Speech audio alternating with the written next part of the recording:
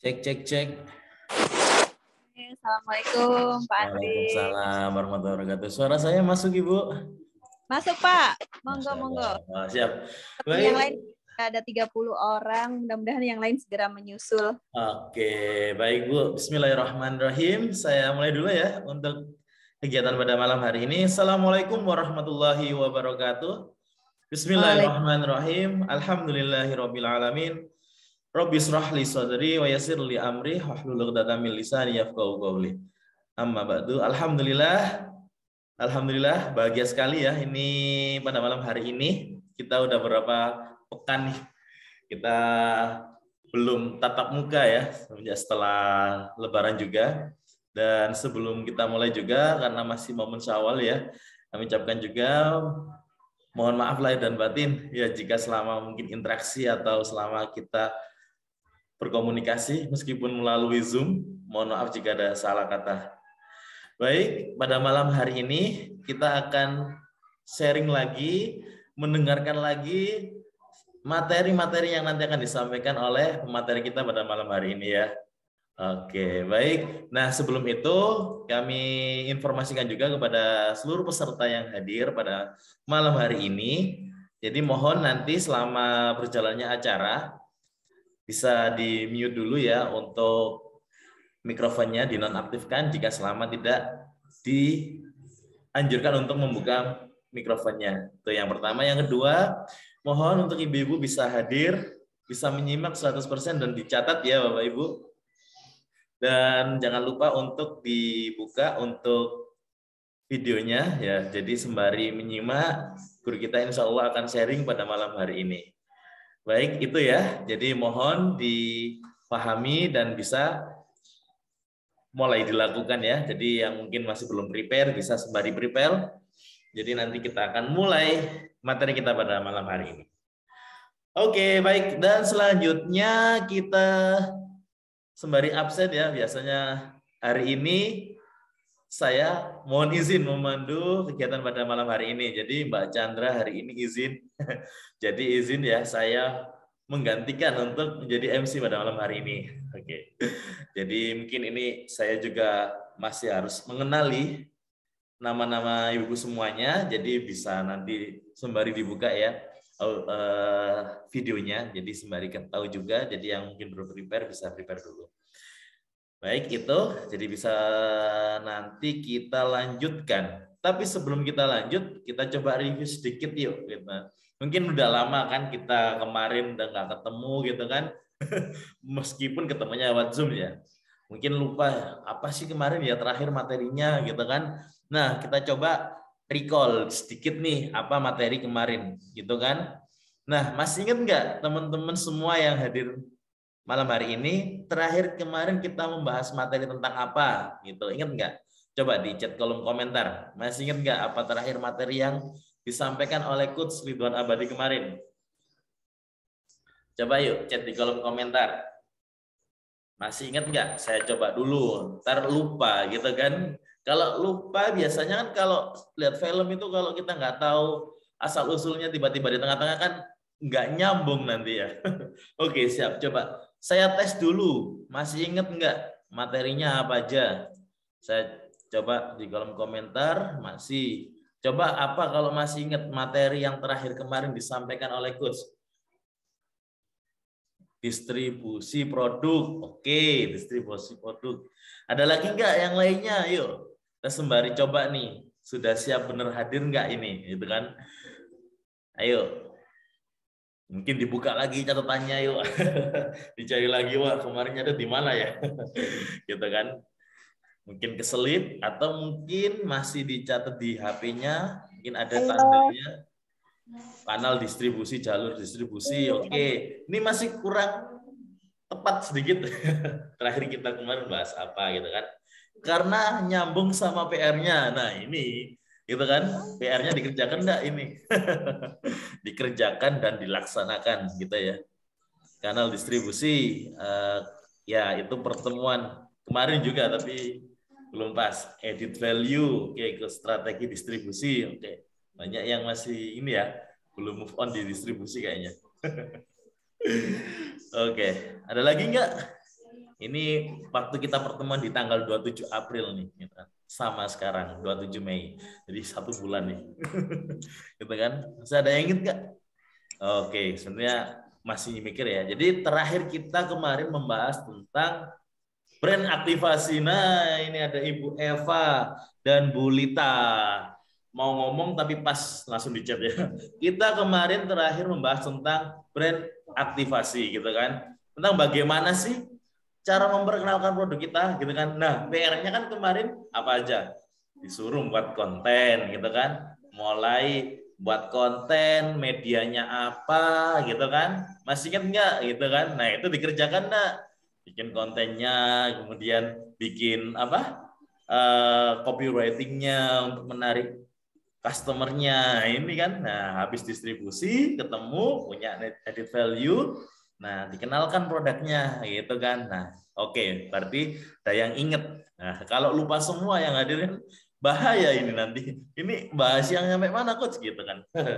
Oke, baik. Jadi sekarang akan lanjut materi kita, tapi sebelum itu nanti coba dicari catatannya ya tentang brand aktivasi kemarin, karena nanti akan ngaruh dengan materi yang saat ini. Jadi udah paham tuh bikin konten kayak gini, bikin konten yang menarik, tapi kok ini ya nggak ada feedback ya, kok awareness-nya dikit ya. Nah, ini nanti kita akan bahas tentang apa nih materi kita pada malam hari ini. Yuk kita coba sapa dulu materi kita pada malam hari ini, Coach Ridwan Abadi. Assalamualaikum Coach Ridwan Abadi.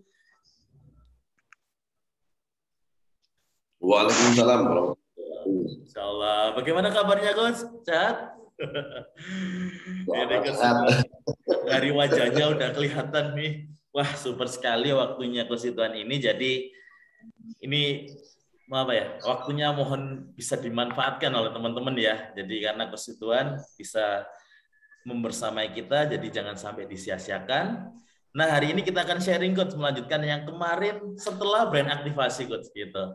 Nah, ini teman-teman masih agak belum move on sama distribusi kayaknya. Banyak yang jawabnya distribusi soalnya.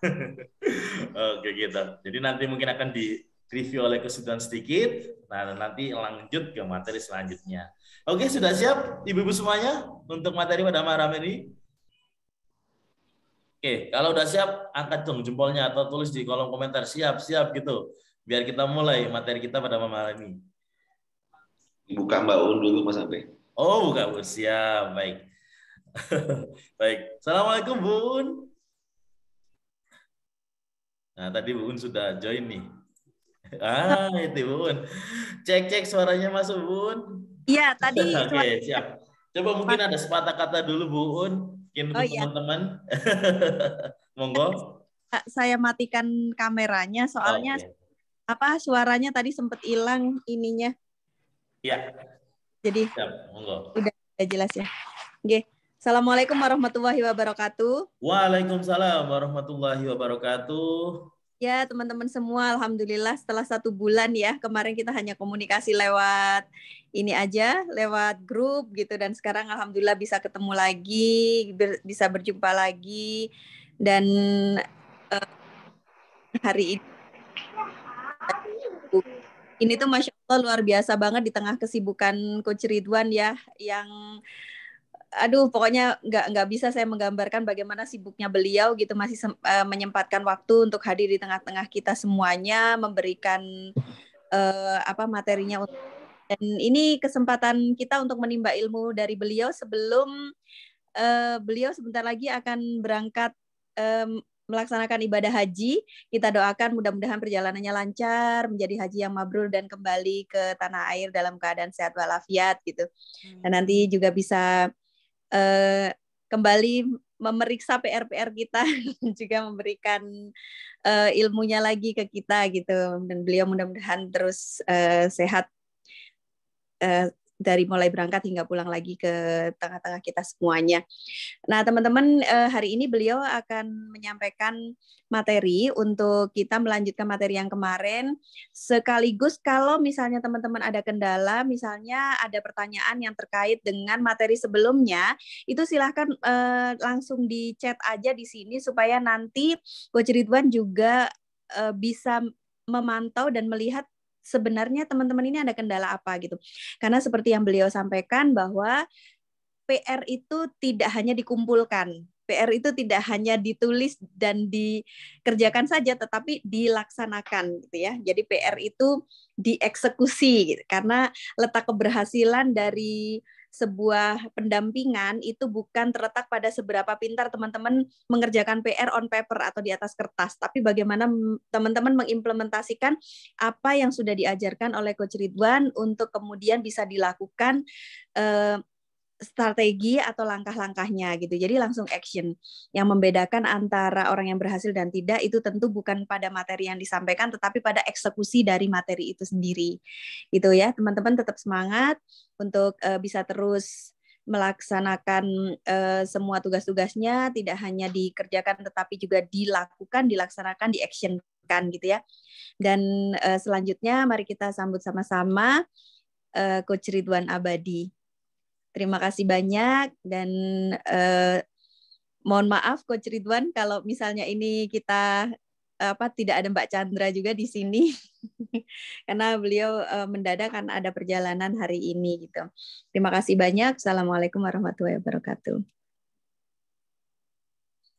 Waalaikumsalam warahmatullahi wabarakatuh. Baik, terima kasih Bu Un. Ya, tadi ya, sepatah kata, semoga bisa memberikan semangat motivasi juga untuk teman-teman yang hadir pada malam hari ini. Oke, baik, biar nggak lama-lama ya, dan semua sudah siap tadi untuk kita lanjut materi pada malam hari ini. Oke, sudah siap, kita sambut pemateri kita pada malam hari ini, Coach Ridwan Abadi. Tepuk tangan dong yang meriah untuk pemateri kita pada malam hari ini. Oke, silakan Coach. Insyaallah, terima kasih banyak semuanya. A'udzubillahi minasyaitonirrajim. Bismillahirrahmanirrahim. Assalamualaikum warahmatullahi wabarakatuh. Waalaikumsalam warahmatullahi wabarakatuh. Alhamdulillahirabbil alamin. Allahumma shalli ala sayyidina Muhammad wa ala ali sayyidina Muhammad. Rabbi billahi rabba wa bil islami dina wa bi Muhammadin nabiyya wa rasulullah. Rabbi zidni ilma warzuqni fahma. Qala rabbi shrah li sadri wa yassir li amri wa tammi lisani yafqahu qawli. Alhamdulillah. Taqabbalallahu minna wa minkum. Mohon maaf lahir dan batin ya, ini karena masih Syawal, dapat beberapa hari lagi ya. Saya belum sempat kayaknya Syawalan sama teman-teman. Terakhir kita agendakan ternyata banyak yang nggak bisa ya. Jadi akhirnya sempat bolong satu ya pertemuan kita.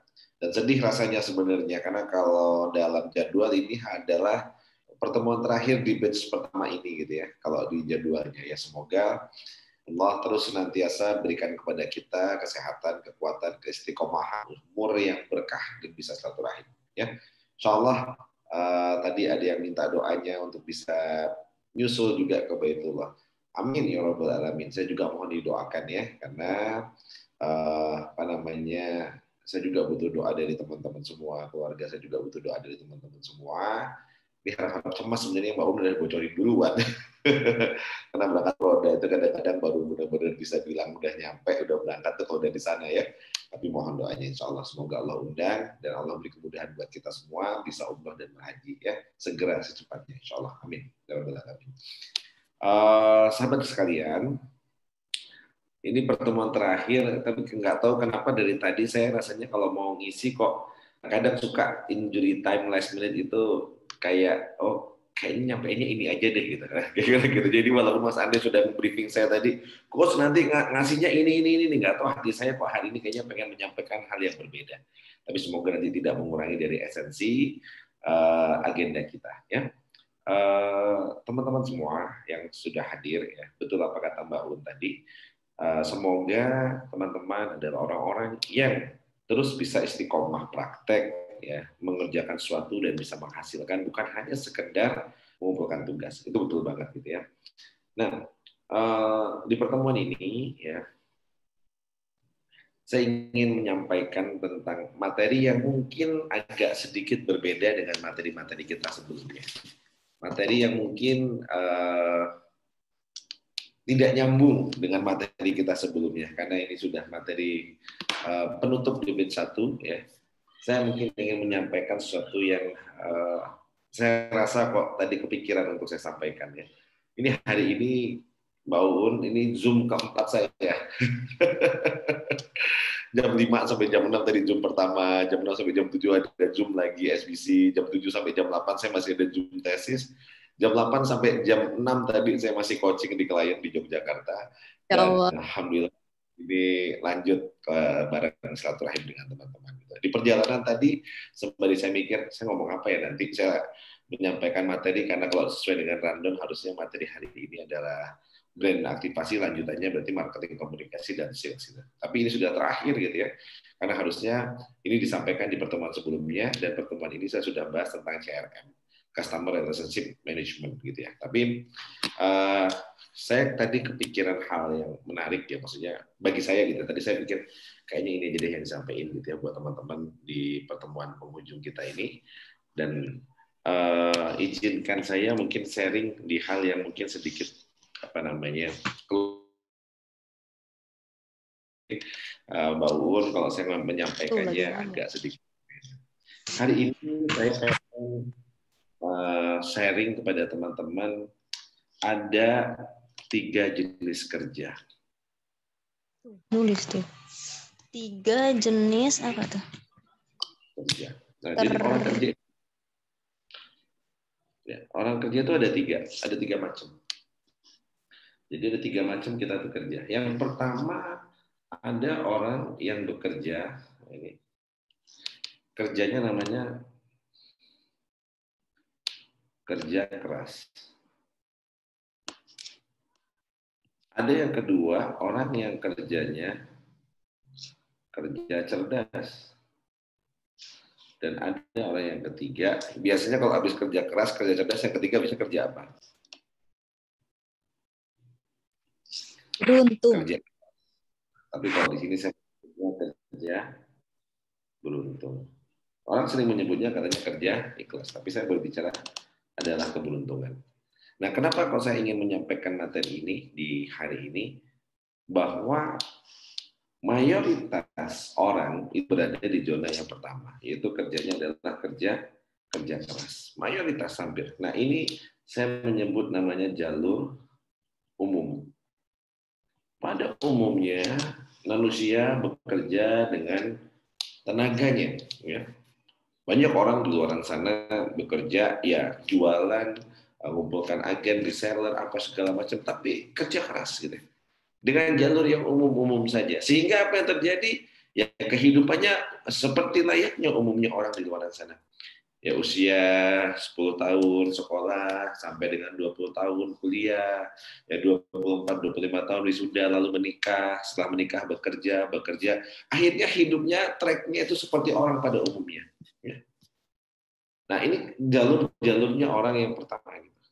Dan kalau kita masuk ke dalam konteks yang pertama, kerjanya menggunakan kerja keras ini jalur umum, ya kehidupan kita ya hasilnya nggak jauh berbeda dengan orang lain. Maka ada pilihan kedua, yaitu opsinya kita kerja cerdas. Apa itu kerja cerdas? Kita kerja yang bukan hanya mengandalkan otot dan tenaga, tapi kita mengandalkan ilmu. Jadi kerja cerdas ini pakai ilmu. Nah, kalau kita belajar kerja cerdas ini menggunakan ilmu, maka insya Allah hasilnya akan lebih baik, akan lebih banyak, ya, dibandingkan dengan orang-orang pada umumnya. Ini namanya adalah golongan yang kedua.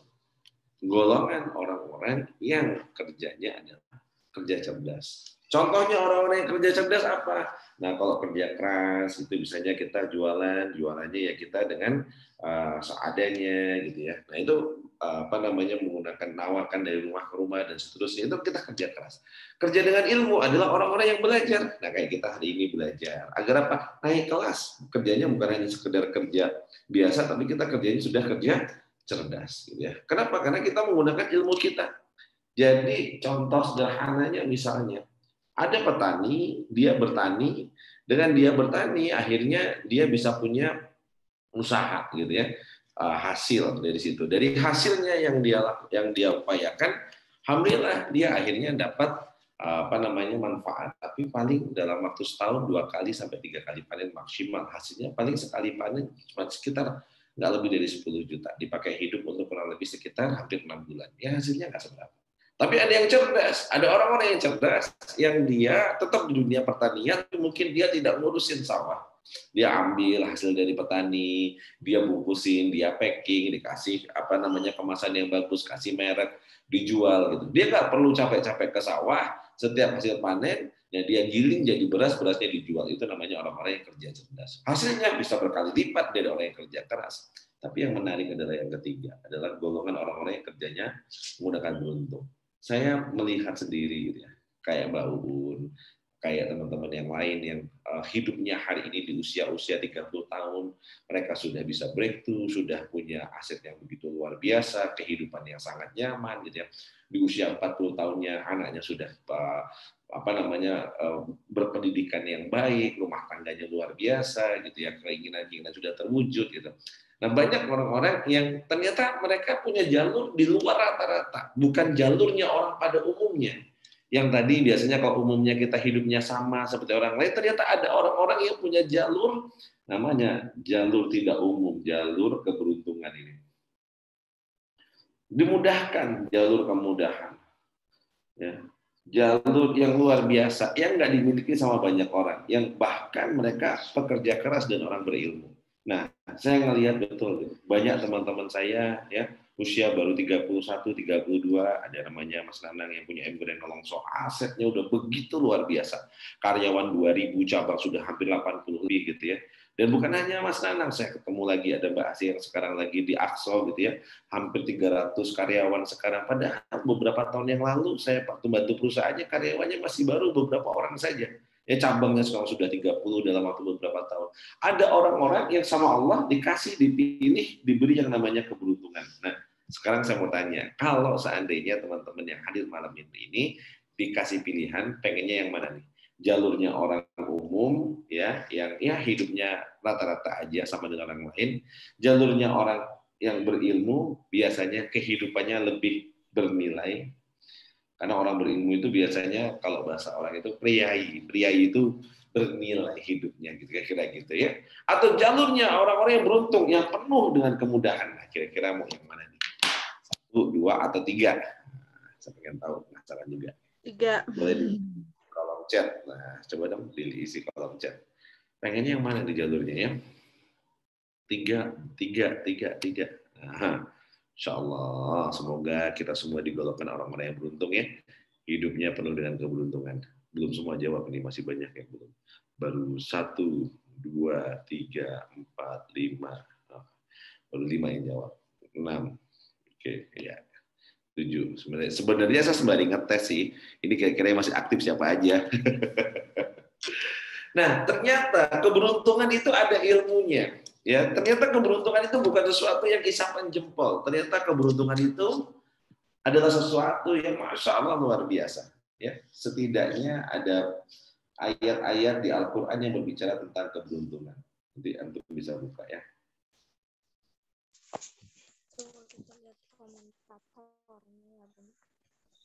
Tadabburi sendiri artinya saya hanya menuliskan beberapa nanti apa yang saya silakan.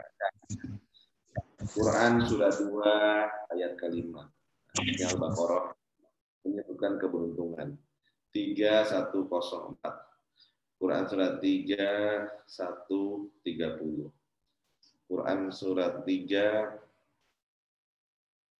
200. Quran surat 5 ya 35. Quran surat 3 ayat 90.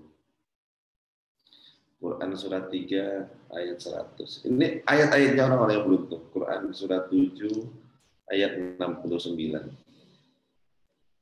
Quran surat 8 ayat 45. Quran surat 22 ayat 7. Quran surat 28 ayat 67. Quran surat 31 ayat 5 dan Quran surat 59 ayat 9. Ini adalah kata-kata Allah yang berbicara kalau kita ingin menjadi orang-orang yang beruntung. Jadi keberuntungan itu banyak banget. Nah, kenapa saya nyambungin ini? Nyambung dengan kata-kata Baun tadi. Alhamdulillah hari ini tahun ini saya berangkat haji insya Allah, gitu kata Mbak. Sebenarnya saya tadi nggak mau cerita, gitu. Tapi saya ngerasa perjalanan-perjalanan dalam kehidupan saya itu banyak banget keberuntungan, banyak banget pertolongan Allah, ya, keberuntungan. Dulu saya cerita pada saat zamannya saya punya bisnis cabang hampir 300-an gitu ya, punya kantor di Malang, punya kantor di Jakarta, karyawan banyak gitu. Ternyata sama Allah nggak dipanggil untuk saya bisa berangkat umroh gitu, untuk berangkat haji. Sedih rasanya gitu kalau ingat gitu ya. Setelah menikah pengen banget berangkat. Pas kita sudah siap-siap, duit ada, mau berangkat, istri hamil. Gitu. Terus istri bilang, aku lagi mabuk-mabuknya, nggak bisa untuk berangkat, udah tahun depan aja. Gitu. Tahun depan, akhirnya anak lagi repot-repotnya, nggak jadi berangkat lagi. Terus sudah mau siap-siap berangkat, ya anak sudah mulai bisa disapi, udah bisa ditinggal, istri hamil lagi, gitu ya. Dan itu berlanjut sampai berkali-kali, sampai hampir setelah sekian tahun kami menikah, tetap nggak berangkat juga. Qadarullah, satu saat sama Allah kami diberi sebuah kado istimewa. Ya, bisnis kami dijatuhkan, habis, bangkrut, bahkan utang banyak di mana-mana dan seterusnya. Nangis, sering banget saya nangis, bersolawat, pengen ketemu Rasulullah, pengen ya soal Allah gitu untuk benar-benar bisa diundang ke Baitullah gitu. Masya Allah, justru pada saat nggak punya uang, justru pada saat nggak punya duit sama sekali, justru di saat itu malah sama Allah diundang. Berangkat tanpa uang gitu. Tahu-tahu ada yang telepon, coach dapat undangan. Waduh, pas lagi nggak punya duit diundang. Yang undang yang telepon dari Bandung lagi gitu. Wah, ini pasti nih. Kalau kita suruh bayar pasti dari Malang ke Bandung berdua gitu pasti udah biayanya mahal. Benar dia bilang, coach diundang sama Umi, datang ya pokoknya harus datang. Aduh, ini benar-benar dalam kondisi nggak punya apa-apa gitu. Terus undangan apa, undangan kemana? Saya bilang insya Allah diusahakan. Gitu. Benar coach, ini harus berangkat sama Umi. Gitu. Sudah insya Allah saya bilang siapa sih yang undang? Diundang sama Allah ke Baitullah. Tiketnya sudah ada, tinggal berangkat aja. Lemes lutut saya, sujud, hanya bisa nangis, ya Allah, Masya Allah. Dulu pas punya duit, nggak bisa berangkat. Pas nggak punya duit, hanya modal terus, taat, takwa, rindu, kangen sama Allah. Ternyata sama Allah dipanggil, dan diberangkatkan. Gitu. Bukan hanya di situ, pas sudah mau berangkat, bingung sama Umi. Umi langsung sudah cubit-cubit. Ini benar ada tiketnya, tapi kita ngurus ini, itu, dan lain-lain. Uang saku kita nggak punya apa-apa. Pas kita sudah ngurus paspor apa segala macam sudah siap berangkat, tahu-tahu ditransferin lagi uang saku untuk berangkat dan pulang perginya dan beli oleh-olehnya. Masya Allah, gitu. Allah begitu luar biasa. Saya ngerasa apa? Ini satu poin, yaitu apa? Adanya namanya keberuntungan. Ya. Bukan hanya di situ gitu. Banyak banget gitu saya ngerasa Allah datangkan gitu. Banyak hal gitu. Pada saat pulang ke Malang, habis dari bangkrut mau beli rumah nggak ada gitu ya. Nggak punya duit gitu ya, datang ada perumahan syariah gitu, yang ada tulisannya di situ, bannernya gede-gede, rumah syariah tanpa riba, tanpa denda, tanpa sita. Wah, ini boleh nih kayaknya. Bukan masalah tanpa ribanya saja gitu, tanpa riba iya, tapi di situ ada keterangannya tanpa sita. Udah nggak punya duit, beli rumah gitu ya, ternyata sama Allah perjalankan setahun bisa kebeli lunas gitu. Pas sudah kebeli, jalannya nggak pernah diduga, selalu ada aja. Pas mau bayar ada duitnya, pas mau bayar ada duitnya. Tahu diundang orang, tahu dapat ini, tahu ada proyek dan seterusnya. Masya Allah. Allah perjalankan setahun bisa kebeli rumah, padahal tadinya sudah bisa. Utang-utang mulai lunas satu persatu, yang dapat proyek dari sana sini gitu. Nah, saya ngerasa begitu luar biasanya. Apa yang merubah? Nah, nanti ayat-ayat ini coba ditadaburi. Ketika kita bertakwa, ketika kita taat, ketika kita tobat, jadi tobat, taat, takwa, 3T. Itu ternyata Masya Allah, sama Allah langsung dikasih bonus. Bonusnya apa? Keberuntungan yang begitu luar biasa. Nah, maka teman-teman selama beberapa kali pertemuan kemarin, sepertinya kita sudah banyak membahas tentang strategi jualan, ilmu ini, ilmu itu, bagaimana caranya kita menentukan target market, bagaimana caranya kita untuk bisa membuat nilai tambah, 5P, distribusi, dan seterusnya. Saya ngelihat dari hasil di PR-nya penjualan kok nggak turun, meningkat signifikan. Kayaknya penjualan tetap gini-gini aja. Jangan-jangan masalahnya itu bukan di kemampuan jualan Anda. Jangan-jangan masalahnya rezeki kita lagi disempit.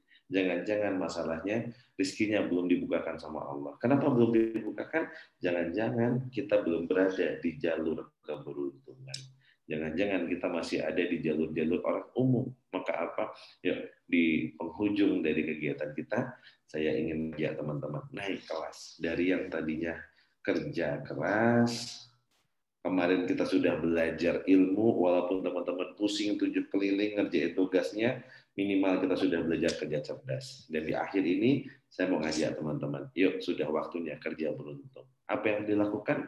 Nah, saya sudah kasih bocorannya. Ada 13 ya ada 13 ayat yang teman-teman bisa pelajari. Apa yang sudah saya tulis di sini silahkan buka satu persatu. Beberapa di antaranya siapa tahu menjadi jalan hidayah buat kita semua, jalan hidayah buat antum semua untuk bisa berada di jalur keberuntungan. Kita cek lagi. Nah, saya hari ini masya Allah ya.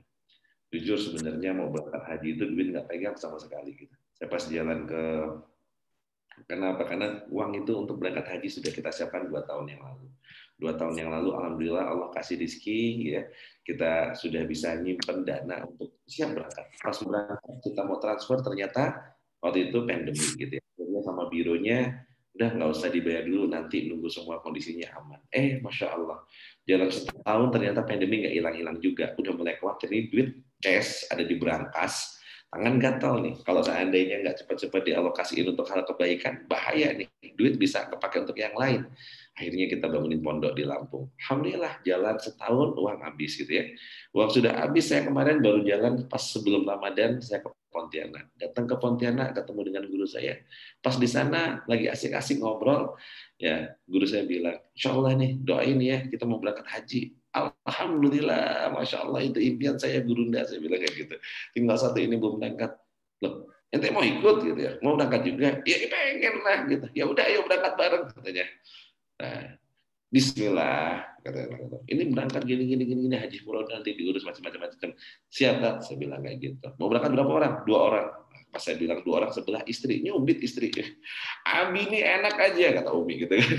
Berangkat aja daftar aja gitu. 2 orang emang duitnya ada. Ya, saya bilang Bismillah. Kalau niatnya kita sudah niatin, insya Allah Allah akan sempurnakan gitu. Bener-bener dalam kondisi itu kita nggak pegang duit karena duit habis untuk bangun pondok kemarin hampir 1 miliar. Nah, dari situ insya Allah selalu ada jalan. Apa yang saya lakuin? Saya hanya doa, minta sama mertua, minta sama ibu, doain untuk dikasih kemudahan. Alhamdulillah ada aja jalan gitu ya. Ada aja jalan gitu, walaupun belum sempat semuanya ibaratnya ini, tapi Masya Allah, ya saya ngerasa Allah bukakan banyak banget keberuntungan. Kenapa? Karena saya yakin Allah pasti akan melengkapi, Allah pasti akan bukakan gitu ya.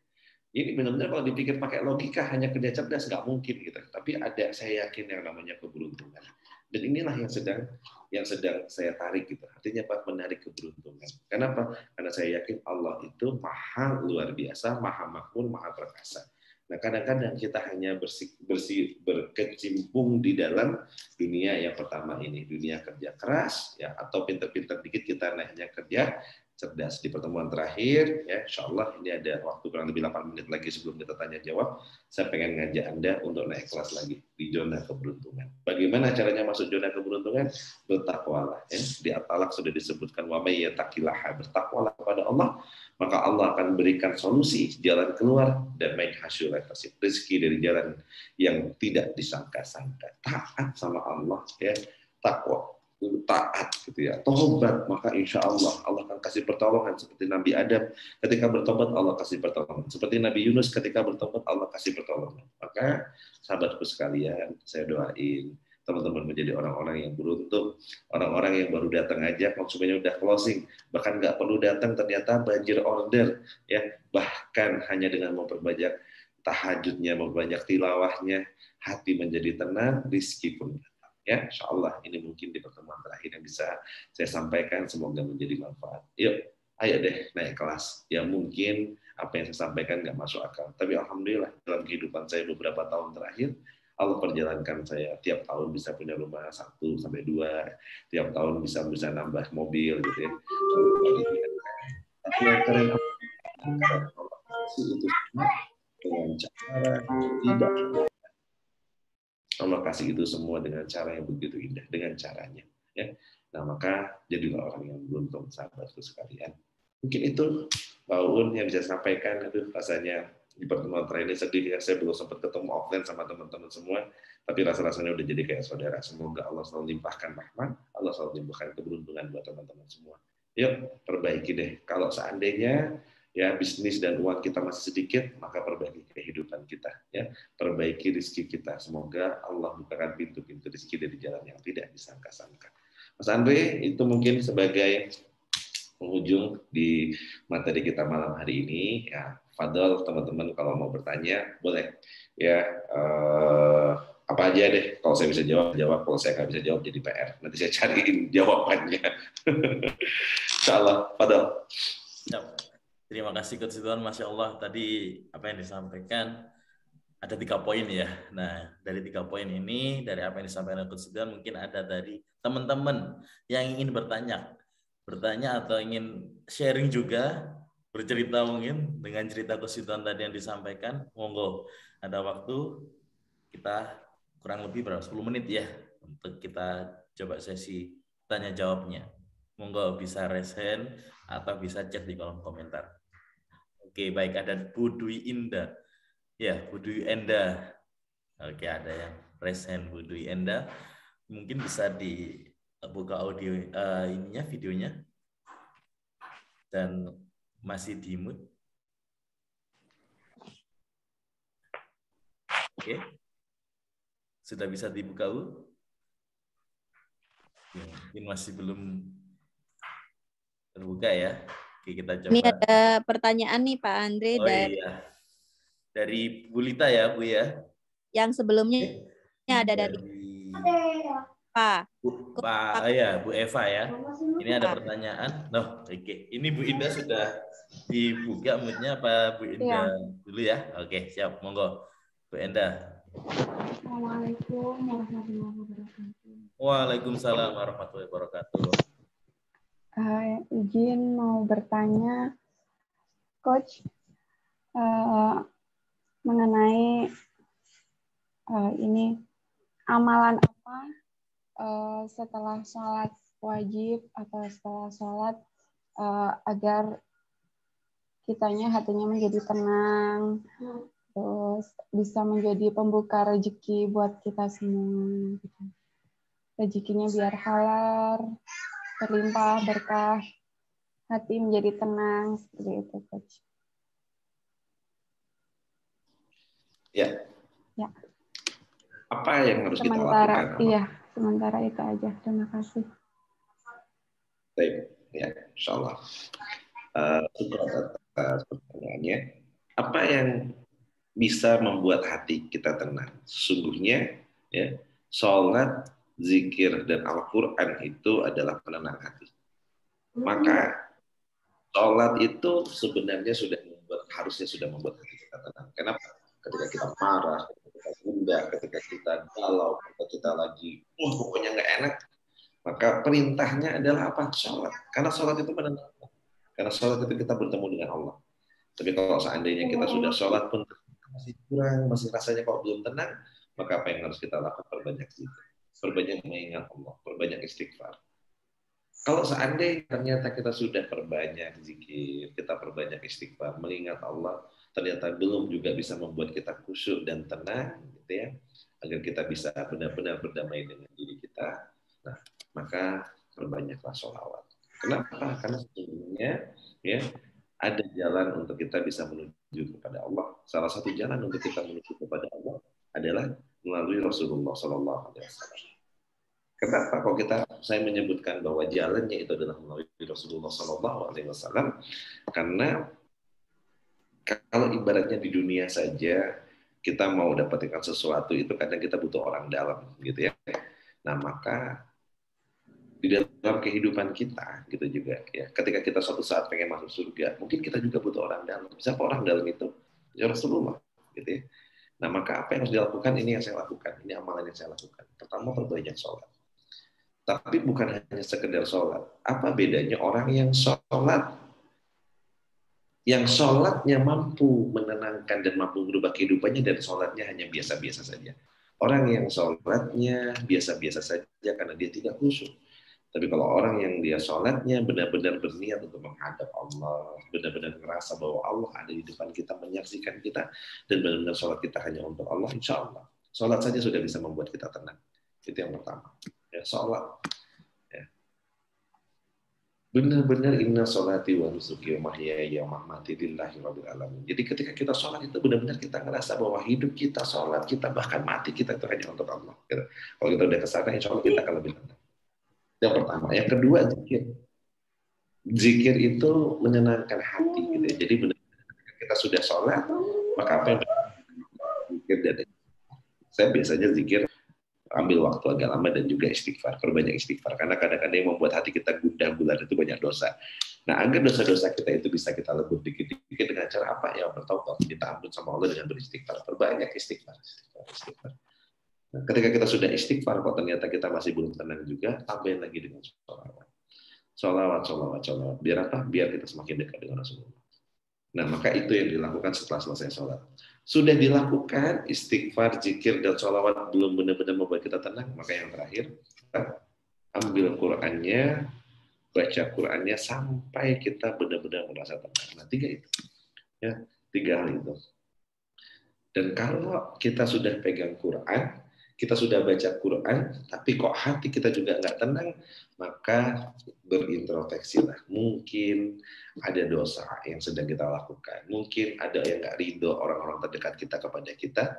Atau yang terakhir, mungkin ada yang haram yang sudah masuk ke dalam perut kita. Haram itu dalam arti bukan berarti kita makan babi pasti haram, itu bukan. Bisa jadi ada harta, ada rizki yang ada riba di dalamnya. Sehingga apa? Karena ketenangan itu tidak akan bisa kita dapatkan kalau seandainya dalam tubuh kita itu ada yang haram. Rizki itu akan menjauh kalau kita ada riba. Gitu. Nah, maka tadi apa yang harus kita lakukan? Bahwa ikhtiarnya orang-orang yang sama Allah dikasih perniagaan yang tidak akan pernah merugi, seperti yang saya sampaikan tadi. Sholat kita benerin, ya. Di surat Al-Fatir, ya, kalau kita membacanya. Yang kedua, berbanyak baca Al-Quran. Nah, kalau kita sudah perbanyak baca Al-Quran, maka insya Allah ya Allah akan bukakan pintu-pintu juga buat kita ketika hati kita tenang. Ya. Nah, maka pesan saya 3 hal tadi itu. Sholatnya khusyuk, mendekat menghadap kepada Allah. Yang kedua, selesai sholat, istighfar yang banyak, zikir dan sholawat. Ya, yang ketiga, apa yang kita lakukan? Perbanyak baca Al-Quran. Maka insya Allah kalau itu kita lakukan secara khusyuk dan hanya mencari ridho Allah. Saran saya jangan salah niat. Jangan niatnya untuk mendatangkan rezeki, tapi niatnya mencari ridho Allah. Kalau niatnya mencari ridho Allah, maka Allah yang akan datang kepada kita dengan seluruh kasih sayangnya. Kayak kita sekolah. Kita sekolah itu kan misalnya ada murid 40 orang. Guru itu semuanya dikasih yang sama. Kayak di kelas ini kan semua dikasih materi yang sama. Semua dikasih ilmu yang sama. Tapi Bismillahirrahmanirrahim. Ini Rahim gitu ya. Rahman itu maha pengasih, tapi Rahim maha penyayang. Tapi guru juga dari seluruh siswa yang 40 belum tentu semuanya disayang. Maka belajar membuat diri. Jadi bukan hanya sekedar dikasih, tapi juga disayang. Maka insya Allah namanya disayang pasti akan dikasih lebih. Insya Allah kira-kira begitu. Mas Andri, saya coba jawab pertanyaan yang ada di kolom chat. Monggo. Ini ada dari Bu Eva. Takwa dan taat itu apa bedanya? Takwa berasal dari asal katanya takut. Takut itu sehingga refleksnya selalu diingatkan kepada kita adalah menjalankan perintahnya, menjauhi larangannya. Nah, orang yang komitmen menjauhi larangannya ya dan melaksanakan perintahnya, perintah Allah maksudnya, maka itu ciri orang-orang yang taat. Jadi taat itu sifatnya. Takwa itu perintah. Jadi takwa itu orang yang takut itu refleksi dalam kehidupannya adalah ya dia taat. Ya kira-kira begitu. Itu ciri-cirinya orang yang bertakwa. Masya Allah ya, amin ya rabbal alamin. Nah, saat coach jatuh dari hutang banyak, langkah apa saja yang coach lakukan selain mendekatkan diri kepada Allah? Oke.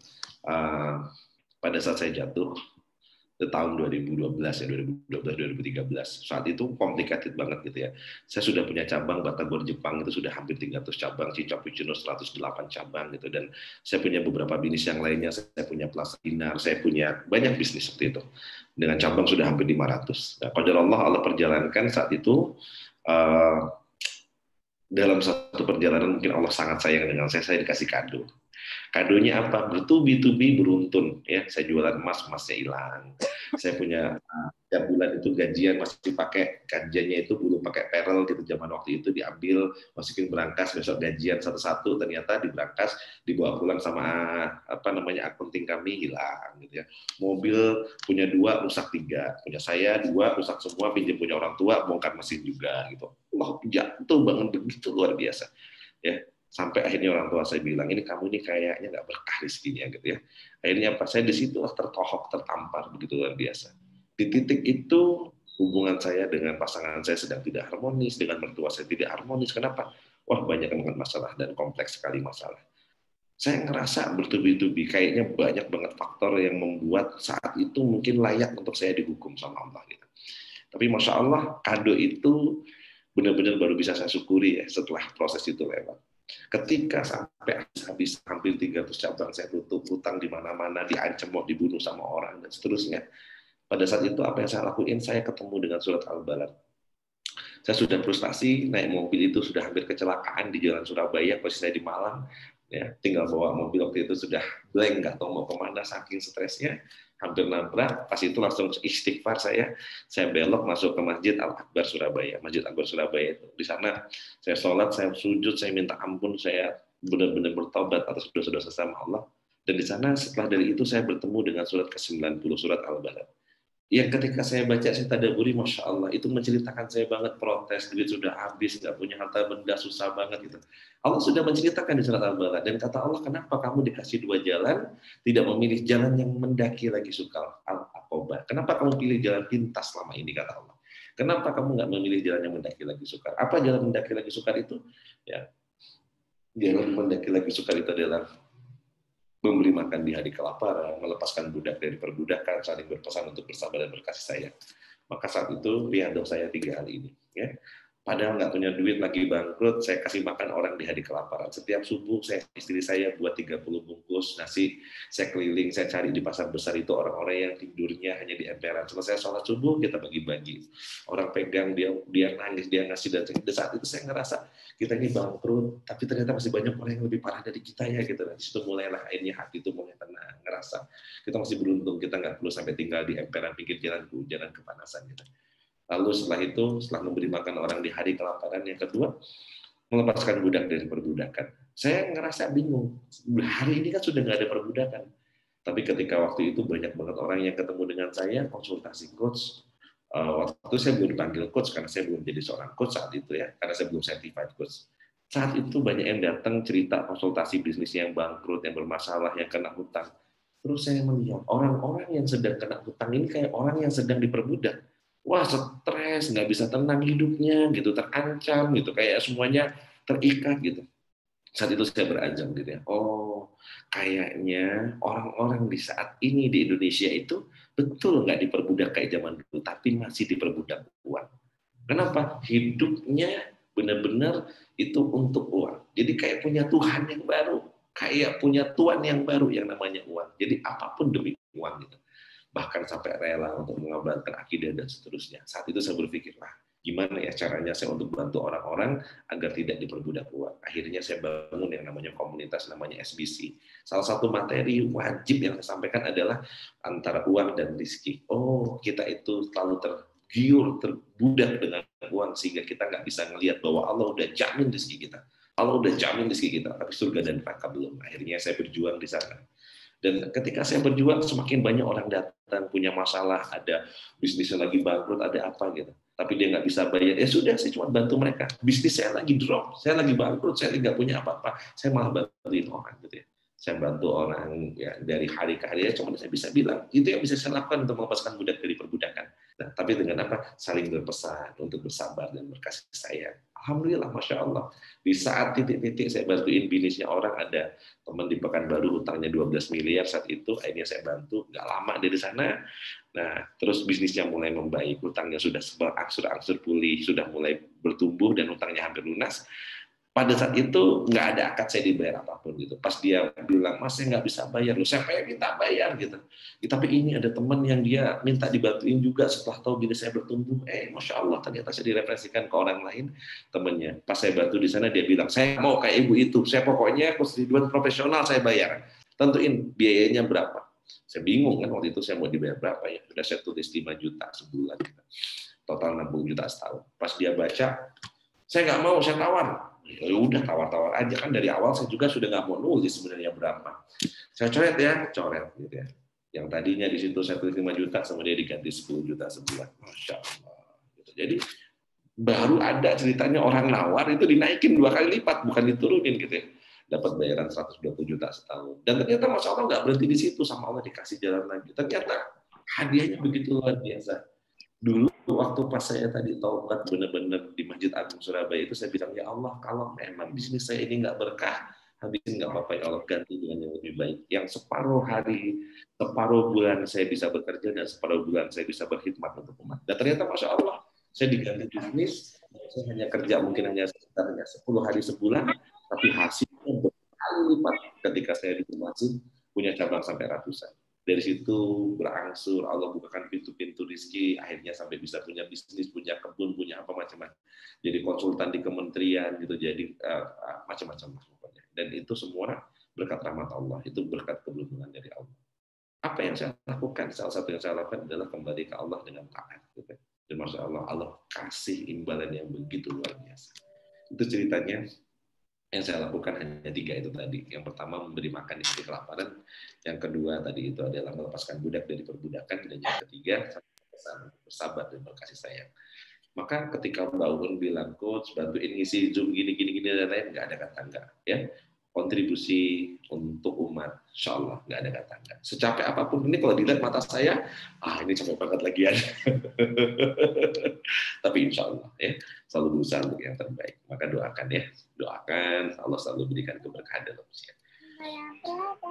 Berikutnya izin tanya, Coach, sering dapat CS yang PHP, katanya kan itu rezeki tertunda dan akan tergantikan dengan yang lebih baik, bahkan KD itu apa ya, kadang penggugur dosa, bahkan kadang menjadi penggugur dosa.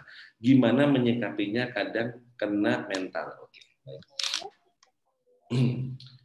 Jadi ketika kita itu berbicara tentang rezeki, maka bicaranya tentang iman. Kenapa banyak orang yang akhirnya hidupnya susah? Dari 3 jalan tadi, kerja keras, kerja cerdas, kerja beruntung, kok dia nggak pernah keluar dari zona kerja keras gitu? Karena dia tidak yakin dengan rezekinya Allah yang mudah, tidak yakin dengan keberuntungan. Saya menyampaikannya iman ya, yakin. Karena banyak orang percaya tapi nggak yakin. Yakin dan percaya itu beda banget. Yakin dan percaya beda banget. Saya percaya adanya akhirat, tapi saya nggak yakin dengan akhirat, itu berbeda. Ya. Contoh misalnya di pojok sana itu ada target orang panah. Terus saya mana? Cek 2 kali. Kena terus di tengahnya, kena di tengahnya terus. Dilihat oleh mata kepala Anda sendiri. Pasti Anda percaya dong saya bisa memanah. Betul nggak? Karena Anda lihat saya bisa memanah tepat sasaran 10 kali berturut-turut. Terus sekarang saya ganti. Anda berdiri di sana, saya kasih apel di atas kepalanya, dan saya akan panah. Ketika saya hitung 1, 2, 3, saya lepaskan, Anda pasti kabur. Benar nggak? Kenapa? Karena Anda percaya saya bisa memanah, tapi Anda nggak yakin dengan saya. Nah, maka sama seperti itu dengan rezeki. Allah itu seperti apa prasangka hambanya. Kalau kita seringkali dalam kehidupan kita itu susah gitu, bisa jadi karena kita nggak yakin sama Allah. Bukan nggak percaya ya, kita percaya, tapi mungkin kadar keyakinannya berbeda. Maka pesan saya, sahabatku sekalian, yuk kita perbaiki kadar keyakinan kita sama Allah, agar hidup kita semakin mudah, agar hidup kita semakin beruntung. Ya. Jadilah orang-orang yang terus mendekat sama Allah, agar Allah bukan pintu-pintu rezeki yang luar biasa. Berikutnya, dari sekian materi, jujur ini jelimet, Coach. Jujur ini jelimet. Ditambah banyak materi yang baru awal didapat jadi Lola. Maaf belum selesai malah kekirim. Maksudnya saya juga agak bingung maksudnya gimana. materi ini jadi pesan saya cuma ngasih 3 materi: kerja keras, kerja cerdas, kerja beruntung. Insya Allah ini yang paling simpel dari materinya. Amalan apa coach biasanya sehingga menjadi bagian dari orang-orang yang beruntung? Tadi sudah saya sampaikan. Untuk menjadi orang-orang yang beruntung itu salah satu yang harus kita lakukan adalah takwa, ya, mendekat sama Allah. Udah taat aja, udah jalanin perintahnya, jauhin larangannya, gitu ya. Nah, oh ya, saya punya satu jimat. Jimat ini kan bahasa orang-orang umum ya, tapi bahasa saya punya satu yang benar-benar saya jaga sampai hari ini. Alhamdulillah Allah masih kasih kepada saya 2 malaikat. Ya. Allah masih kasih sama saya ada orang tua. Dan saya masih punya ibu yang bagi saya, ibu saya ini adalah malaikat saya di dunia. Maka kalau seandainya ngerjain yang lain-lain tadi yang saya ceritain Anda bingung, maka pesan saya satu, berbaktilah birrul walidain sama orang tua, terutama sama ibu. Kalau ibu kita masih ada, benar-benar buatlah ibu kita bahagia. Maka insya Allah kalau kita benar-benar bisa membahagiakan ibu kita, membahagiakan orang tua kita, maka insya Allah itu benar-benar akan menjadi jalan rezeki yang begitu luar biasa. Ya. Tapi jangan kita baik-baik sama orang tua karena kita pengen dapat rezeki dari Allah. Berbaiklah dalam bentuk karena birrul walidain. Antum akan ngerasain nikmatnya, antum akan ngerasain begitu bahagia dan luar biasanya. Antum akan ngerasain yang namanya keberuntungan. Ya. Nah, berikutnya minta clue sederhana dari sekian materi sebagai penutup coach. Oke, clue sederhana sebagai penutup kita. Saya kasih materinya. Bahwa jualan itu nggak susah. Ya, kalau ini konteksnya tentang materi, saya mungkin karena teman-teman mungkin ngerasa kalau materi kayak gini nih, yang saya sampaikan barusan mungkin teman-teman ngerasa ini bukan sesuatu yang teknis. Justru kalau saya pribadi bahwa materi-materi teknikal, materi-materi yang sifatnya skill itu sangat mudah dipelajari, banyak YouTube, banyak literatur. Tapi yang paling mahal gitu ya. Yang sangat mahal dari kita itu adalah ketika kita belajar, yang mahal sekali itu apa? Yang mahal sekali itu adalah ini. Kenapa di akhir sebagai penutup saya kasih materi tentang keberuntungan? Ya. Kenapa saya kasih materi tentang keberuntungan? Kenapa? Karena seringkali kita sudah belajar, seringkali kita sudah ikut Zoom, ketika kita seringkali kita sudah ikut macam-macam workshop training bahkan berbayar, tapi kenapa kehidupan kita nggak berubah juga? Karena hidayahnya nggak nyampe ke kita. Maka kalau saya boleh disampaikan apa sebenarnya menjadi kunci yang ingin saya sampaikan di malam hari ini, ya, kuncinya cari dapatkan hidayah, minta hidayah sama Allah agar kita dijadikan orang-orang yang beruntung. Orang-orang yang beruntung itu kadang nggak perlu keras, nggak perlu cerdas kerjanya, tapi Allah datangkan. Nah, ini yang mungkin sebenarnya menjadi intisari yang ingin saya sampaikan di malam hari ini. Saya pernah ngerasain kerja keras. Saya pernah ngerasain kerja keras dari rumah ke rumah, nawalin produk, punya agen sampai begitu banyak. Saya capek dan akhirnya saya pernah kerja beruntung. Saya bangun sistem, saya bangun perusahaan gitu ya. Tapi ternyata ada keberkahan yang hilang di sana sehingga saya akhirnya bekerja dengan beruntung, keberkahan. Dan ternyata Masya Allah ketika Allah beri hidayah, itu sesuatu yang sangat mahal dan itu yang selalu saya jaga. Ya. Nah, teman-teman, kalau teman-teman tadi ada 3 level, ya, level kerja keras, level kerja cerdas, dan level tertingginya adalah kerja beruntung. Kalau teman-teman ngerasa apa yang saya sampaikan di malam hari ini itu ternyata tidak inline atau tidak seperti yang teman-teman harapkan, berarti nggak apa-apa. Saya turunkan sedikit ke level kerja cerdas. Yang materi-materi selama pertemuan pertama sampai pertemuan kelima yang sudah pernah kita bahas. Saya cuma pengen cerita sedikit mungkin gini. Dari pertemuan pertama sampai pertemuan kelima, yang kita bahas itu adalah 7 jurus banjir order. Saya cuma mau sampaikan bahwa di dalam 7 jurus banjir order itu sebenarnya jualan itu nggak susah kalau kita tahu caranya. Kenapa? Karena 7 jurus banjir order itu cuma belajar ilmu sederhana kayak gini. Ya. Belajar ilmunya sederhana banget, nggak rumit. Bahwa orang omset itu terjadi kalau ada orang yang beli. Ketika orang beli, maka disitulah terjadi omset atau terjadi namanya order. Tapi orang beli itu terjadi kalau ada orang datang. Jadi sehingga kalau ada orang datang, maka terjadilah yang namanya omset. Orang datang terjadi kalau orang tahu. Orang tahu menjadi datang menjadi beli. Orang tahu kalau kita punya titik distribusi. Sehingga dalam 7 jurus banjir order, ini yang pertama ilmunya, ini yang kedua, ini yang ketiga, dan ini keempat. Nah, ada 4 jurus. Maka kemarin kita sudah bahas, kalau di kolom sebelah sini itu adalah nilai tambah produk, di sini adalah market, maka ilmu yang harus Anda pelajari setelah belajar, di sini ada goal, setelah Anda belajar goal, visi, definisi, target market, Anda belajar produk, 5P-nya, kemarin saya ajarin harus the power of distribusi. Setelah the power of distribusi, kemarin ilmunya brand aktivasi. Brand aktivasi ngapain? Buat orang tahu. Kalau orang sudah tahu, apa yang dilakukan? Markom. Markom ini apa? Buat orang datang. Kasih promo, kasih diskon, kasih apa gitu ya, contohnya. Atau Anda datangi. Setelah orang datang, nah baru orang akan beli. Jadi ilmu jualan itu sesederhana ini. Memang tidak mungkin angkanya flat. Artinya, ketika Anda punya titik distribusi, di sini Anda punya satu toko, misalnya baik online maupun offline. Kok dari satu toko tadi itu ada 10.000 orang yang tahu dalam 1 bulan. Dari 10.000 kan nggak mungkin semuanya datang. Mungkin yang datang cuma 1.000, misalnya 10%. Oke, ada 1.000 yang datang dalam sebulan. Dari 1.000 orang yang datang, mungkin nggak semuanya beli yang datang atau Anda datangi. Ternyata yang beli cuma 100. Oke. Nah, ternyata 100 orang ini Anda jualan produk yang harga 100.000 atau 1 jutaan, kira-kira gitu. Anda jualan produk yang 1 juta. Maka omsetnya sudah 100 juta. Nah, kira-kira begitu. Jadi omset itu sebenarnya ada ilmunya, ada caranya. Nah, dari mana kita menghasilkan omset? Omset terjadi kalau ada yang beli, orang beli terjadi kalau ada yang datang, orang datang kalau dia tahu, orang tahu kalau kita punya titik distribusi. Nah, inilah ilmu menghasilkan omset dari new customer. Dari orang baru.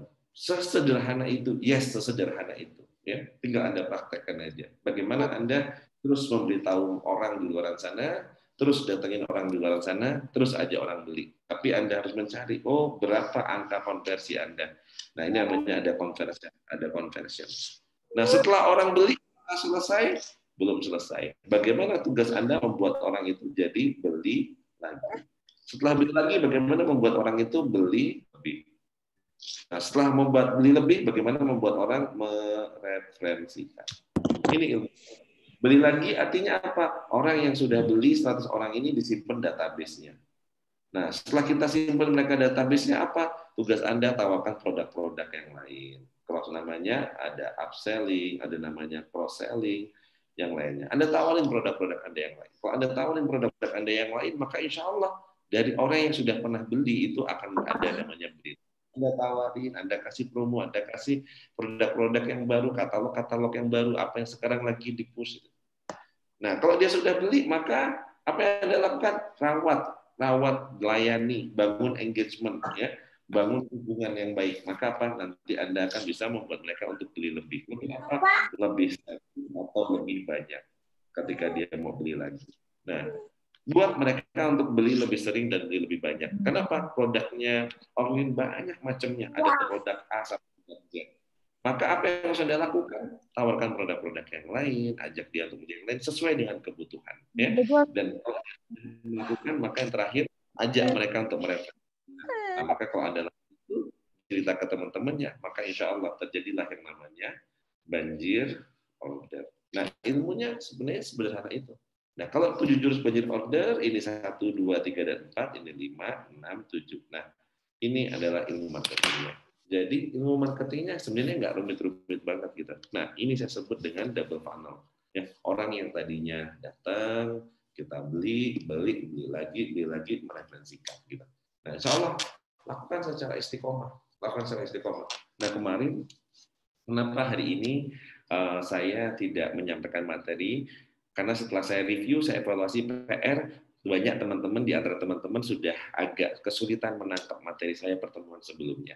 Sehingga saya memutuskan malam hari ini saya ngasih materi penutup sebagai materi yang ringan saja, tapi itu yang merubah hidup saya, gitu ya.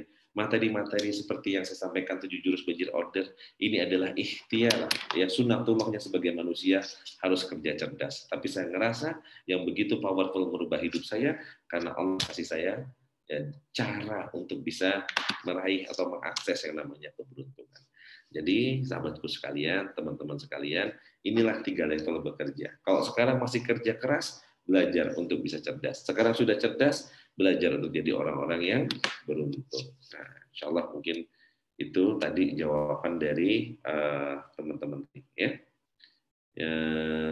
Oke. Clue sederhananya, insya Allah itu sederhananya. Kan tadi minta sederhana, jadi saya kasih sederhana. Ya.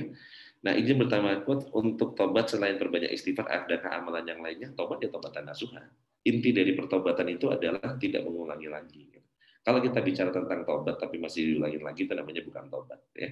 Nah, maka tobat itu benar-benar mengakui seperti Nabi Adam ketika diturunkan. Ya, doanya Nabi Adam coba dibaca di surat Al-Baqarah, dia cerita apa yang disampaikan sama Nabi Adam, ya Allah, aku telah menzalimi diriku sendiri, ya bahwa Engkau Maha Besar, Maha Agung, dan maka mohon ampuni dosa-dosa. Allah, insya Allah saya Maha memaafkan. Tapi yang pertama sadar bahwa kita salah dan tidak diulangi lagi. Nah, ini clue sederhananya sudah. Saya ingin tanya coach, saya sudah bekerja. Sekarang lagi kuliah lagi, tapi terkadang saya merasa saya harus berhenti saja karena biayanya terlalu banyak. Anak-anak juga sekolah, padahal saya kuliah supaya saya bisa kerja cerdas. Kira-kira ada solusi tidak, coach? Jadilah orang yang beruntung. Seperti yang sudah saya ceritakan. Ya. Bangun sepertiga malam, ngeluhnya sama Allah. Ya. Ngeluhnya sama Allah, ceritanya sama Allah. Perbaiki hubungan sama orang tua, minta doa sama pasangan. Maka insya Allah, Allah akan buka pintu-pintu jalan-jalan kebaikan tadi. Ya. Nah, oke, nah al-balad betul. Ya, yang tadi sudah disampaikan. Oke, terima kasih, Masya Allah. Oke, ada lagi apa enggak ya? Nah, terima kasih. Oke, izin pertama, coach, bagaimana cara berbakti kepada kedua orang tua? Kami, para istri yang ikut dengan suami dan tinggal jauh dari orang tua. Banyak banget caranya bisa berbakti sama orang tua. Banyak banget. Coba ya, latihan dari sekarang. Para istri yang ikut sama suami, bukan berarti kita nggak punya jalan untuk berbakti kepada orang tua. Apa yang pertama kali bisa kita lakukan? Satu, sering-sering telepon orang tua kalau orang tua kita masih ada. Sering-sering telepon, sering-sering komunikasi, tunjukkan cucu-cucunya gitu.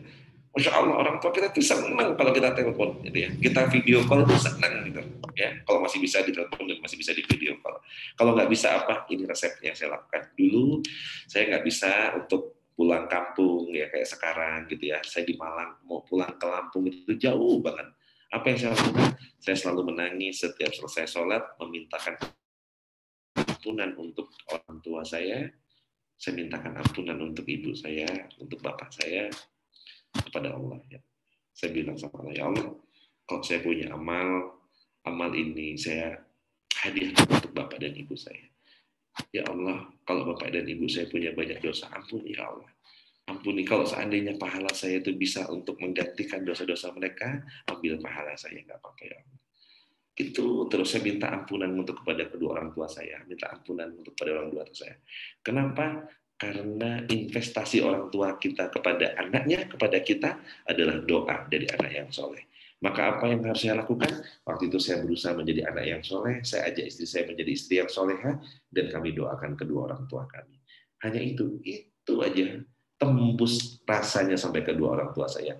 Dulu saya sama orang tua saya agak jauh karena bapak saya keras mendidik saya. Ya, saya merantau nggak pernah pulang gitu ya. Tapi semenjak saya sering doain, saya baca Al-Fatihah, saya doain orang tua, saya baca Al-Fatihah, saya ingat wajahnya, saya lihat wajahnya, saya lihat jerih payahnya ketika membesarkan saya mintakan ampunan kepada Allah. Ampunilah orang tua saya.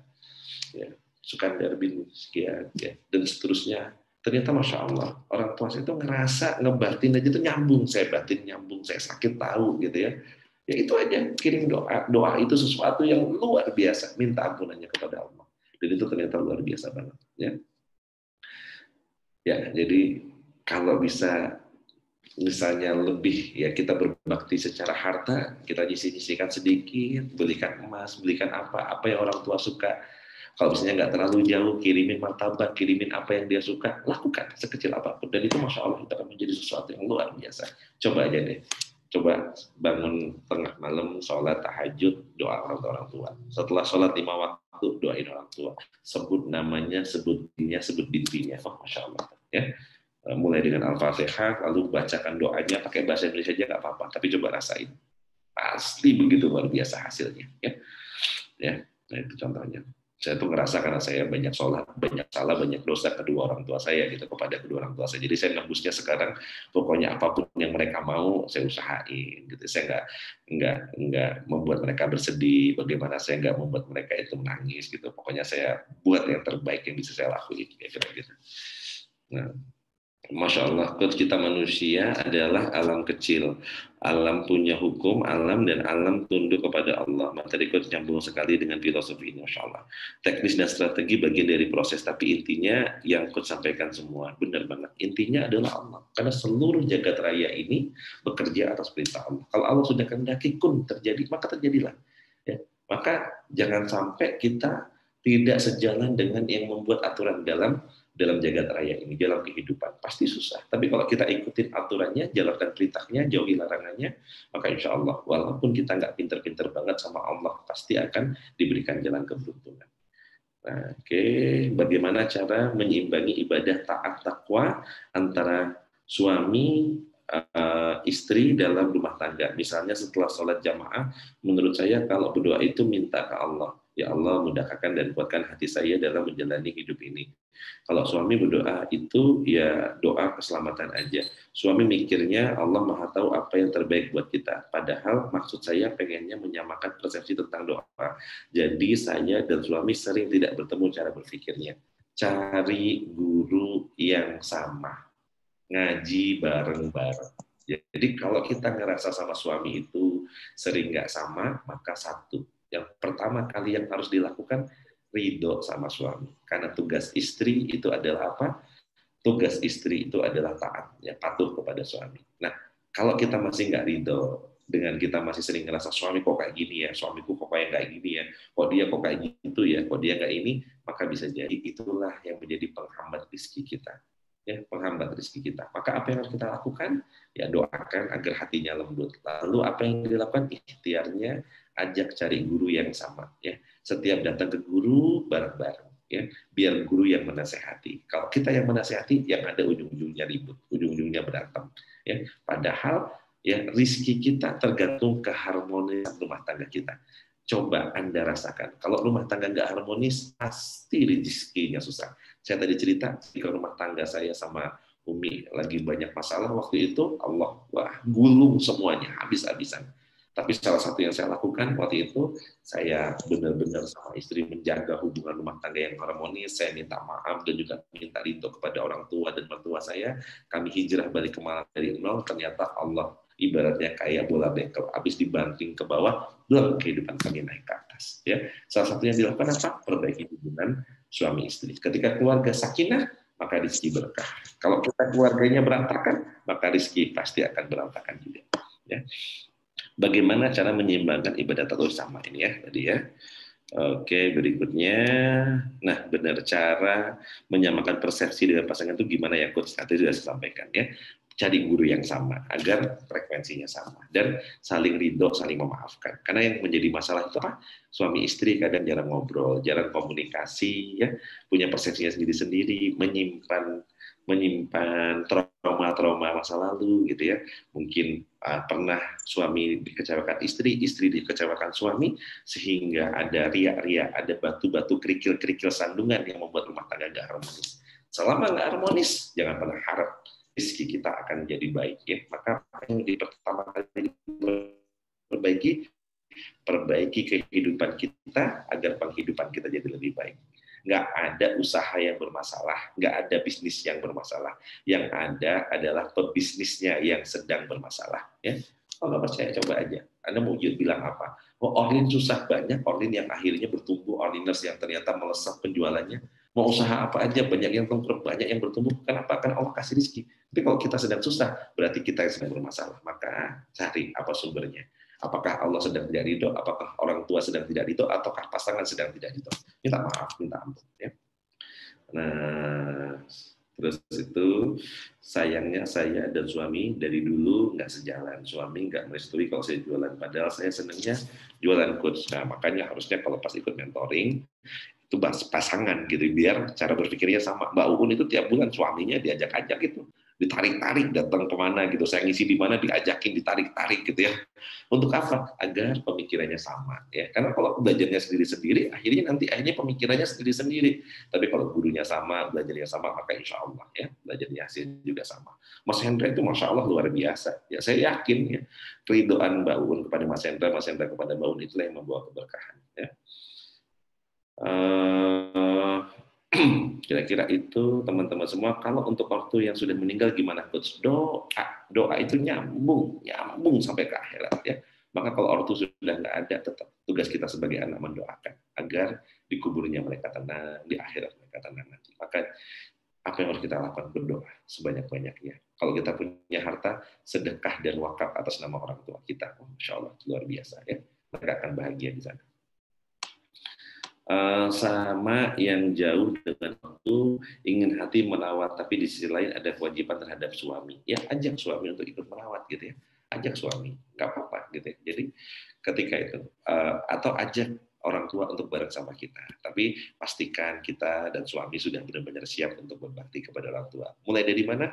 Pastikan hati kita, hati pasangan kita sudah benar-benar harmonis dan siap untuk membantu orang lain. Kenapa? Kadang ketika kita misalnya ajak orang tua ke rumah kita, bukannya niatnya jadi baik, malah akhirnya malah jadi bermasalah gitu ya. Banyak kasus seperti itu. Maka kalau bisa ya kayak tadi ya, doakan, berbakti dengan yang bisa kita lakukan. Ya. Itu. Pintu surga itu adalah ortu. Sejarah awal kami hijrah dan meninggalkan kehidupan di masa lalu, dan obat yang paling mujarab ternyata Allah kasih dengan dekatnya kami dengan ortu. Masya Allah, coach, berasa flashback lagi kisah saat suami saya sakit dan mengharuskan riset demi kenyamanan hati saya tuh benar-benar ya. Dulu tinggalin bini saya di Malang, saya hijrah ke Jakarta itu karena mertua saya itu stroke dan kami harus merawatnya gitu. Dan ternyata Masya Allah itu awal titik kehidupan kami itu berubah gitu ketika kami berbakti kepada kedua orang tua, kepada mertua, dan Masya Allah ya. Jadi benar-benar pesan saya itu luar biasa ya, pegang benar-benar ya. Rizki kita tergantung keharmonisan kita dengan suami istri, itu benar banget. Rizki itu sudah dijamin sama Allah. Allah nggak mungkin akan ingkar terhadap rizki yang sudah diperjanjikan sama kita. Ketika kita mau ditiupkan ruhnya ke dalam perut kita, sudah terjamin usia kita, kapan kita meninggalnya, jodoh kita, dan rizki kita. Jadi rizki itu sudah Allah jamin. Tapi kenapa kok rizki itu kadang-kadang yang sudah Allah jamin kayaknya kok kita sempit gitu ya? Nah, kenapa? Rizki itu di langit dari Allah, disebarkan oleh para malaikat. Ketika Allah nggak ridho, karena kita ada dosa-dosa besar yang kita lakukan, 10 dosa besar. Kita ada syirik, durhaka kepada orang tua, ya kita memutus silaturahim, kita makan riba, kita berzina, ya kita macam-macam. Itu kalau kita lakukan, maka rizki dari Allah gantung di langit, dia tidak turun karena Allah nggak ridho, gantung di langit. Tapi kalau Allah ridho, dia akan turun dari langit, turun. Tapi ketika turun, malaikat ya ridhonya Allah tergantung ridhonya orang tua. Kalau orang tua nggak ridho, dia gantung di situ. Kenapa? Karena orang tua nggak ridho kepada kita. Maka cek hubungan kita dengan orang tua. Kalau hubungan kita dengan Allah, dosa-dosa besar nggak ada yang kita lakukan, perintahnya kita lakukan, insya Allah rezeki sudah turun dari langit menuju ke bumi. Tapi kalau ternyata kita masih punya masalah dengan orang tua, gantung di situ. Maka apa? Minta maaf sama orang tua, perbaiki hubungan dengan orang tua, minta ridhonya orang tua. Maka insya Allah rezeki akan turun lagi. Ketika turun sudah sampai rumah kita, di dalam rumah rezeki suami dan istri digabungkan sama Allah. Kita nggak pernah tahu. Bisa jadi kita rezekinya cuma 10, pasangan kita yang 90%. Ketika pasangan kita nggak ridho, meskipun kita yang berikhtiar dan meskipun kita yang berusaha, maka 90%-nya ketahan. Kita nggak pernah tahu. Maka keharmonisan rumah tangga kunci dibukakannya rezeki yang deras mengalir dengan luas. Tapi kalau rumah tangga Anda berantakan, maka Allah tutup pintu rezekinya.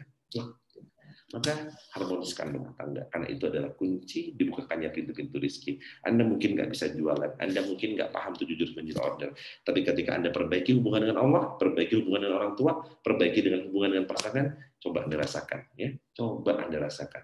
Anda pasti akan terkaget-kaget begitu sayangnya Allah dengan kita, begitu luasnya rahmat Allah, begitu luasnya rezeki dari Allah, ya, insya Allah. Nah, Masya Allah, tabarakallah, Coach, nuhun sharingnya luar biasa, kena banget ya di hati saya, Masya Allah. Semoga itu adalah bentuk hidayah yang Allah kasih.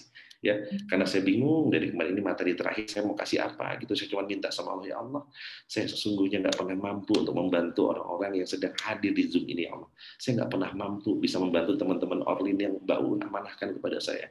Karena saya tahu yang bisa membantu hanya Engkau, ya Allah. Maka ya Allah, datangkanlah malam hari ini orang-orang yang akan Allah tolong. Datangkanlah orang-orang yang Engkau akan beri hidayah. Datangkanlah orang-orang yang akan Allah Engkau rubah kehidupannya menjadi lebih baik. Dan hari ini saya ketemu dengan antum dan saya nggak sadar apa yang saya sampaikan materinya seperti ini. Jadi mungkin kalau ada yang merasa nggak sesuai mohon dimaafkan. Tapi kalau Anda yang masuk ke dalam hati, semoga itu adalah hidayah yang Allah berikan kepada antum semua ya.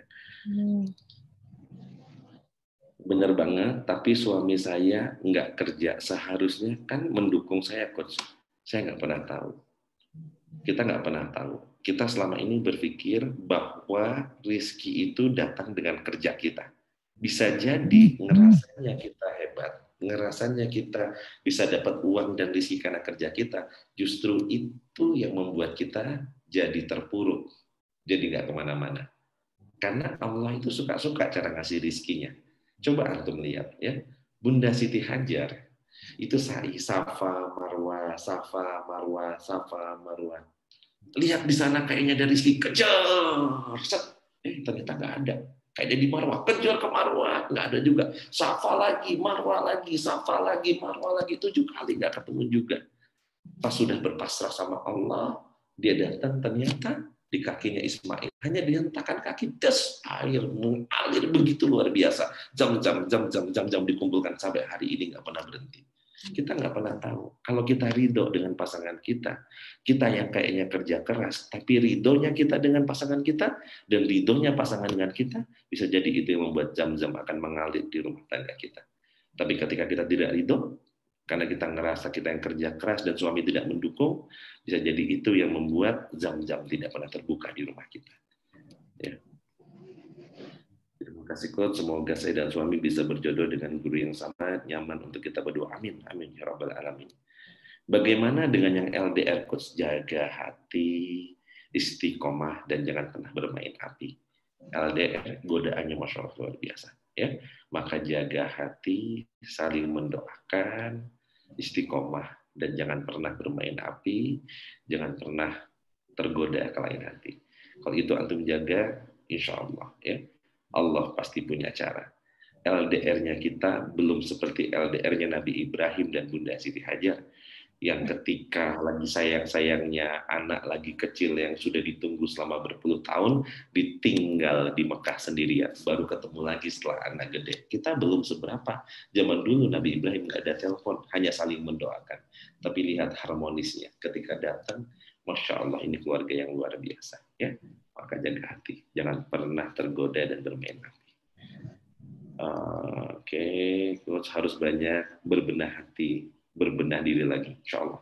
Ya, semoga azam itu terus benar-benar bisa dipegang dan untuk benar-benar diistiqomahkan. Ya, menyamakan persepsi bergurunya bagaimana ya?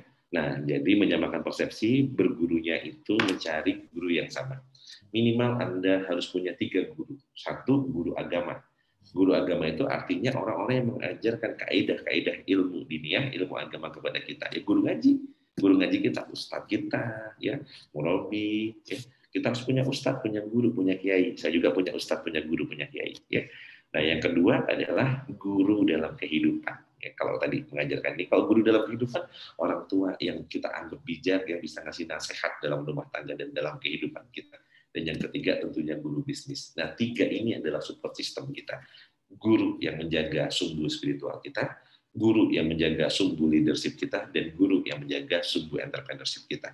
Nah, kalau kita punya 3 guru tadi yang sama dan bareng-bareng sama suami kita untuk belajar, maka insya Allah kehidupan kita akan ada dalam circle yang baik. Ya.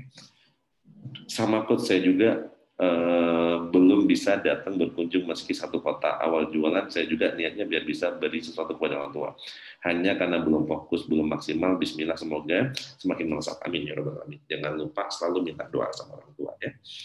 Betul Coach, ketika hati sudah mantap untuk hijrah, maka Allah bukan pintu rezeki dari pintu mana saja, Masya Allah, luar biasa ya. efeknya berasa banget sampai sekarang. Semoga Allah terus jaga, Allah kasih terus jalan kemudahan. Kalau tetap suka minta doa juga ke ibu karena kebetulan ortu tinggal satu dan suami sudah tidak ada semua. Bismillah ya, insya Allah selalu minta doa sama orang tua ya. Harus mengambil hati suami ya coach ya, mengambil hati suami, jalan untuk mengambil hati dari orang tua dan dari Allah ya. Semoga Allah berikan kepada kita kebaikan. Ya, lanjut. Mbak Dini peluk jauh ya. Saya nggak ikut-ikut ya. Kalau ini antum aja. Coach, bagaimana dengan suami yang meninggalkan kita, menikah lagi, dan tidak mengurusi saya dan anak? Segala yang terjadi di dalam kehidupan kita tidak lepas dari takdir Allah. Kalau kita ridho dengan takdir Allah, apapun itu, takdir yang kita rasa nggak baik sekalipun, insya Allah itu adalah yang sangat baik.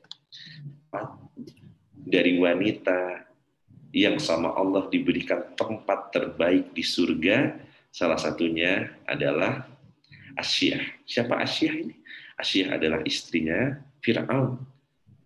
Ya, suami yang begitu mengerikan, ya, yang diazab sama Allah, bahkan tobatnya nggak terima sama Allah. Bayangin, tapi istrinya menjadi istri yang dirindukan surga dan sama Allah dikasih tempat terbaik. Ya. Apakah suami kita sudah kayak Fir'aun?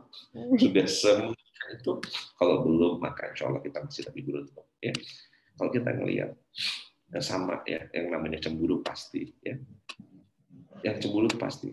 Ketika dulu Nabi Ibrahim nggak punya anak, disarankan sama istri pertamanya untuk menikah lagi. Tapi ketika sudah menikah lagi, cemburu pun datang. Akhirnya bermasalah, dipisahkan sama Allah. Satu disuruh datang ke Mekah, tinggal di sana. Dan Masya Allah, itu cara Allah untuk membaikkan semuanya.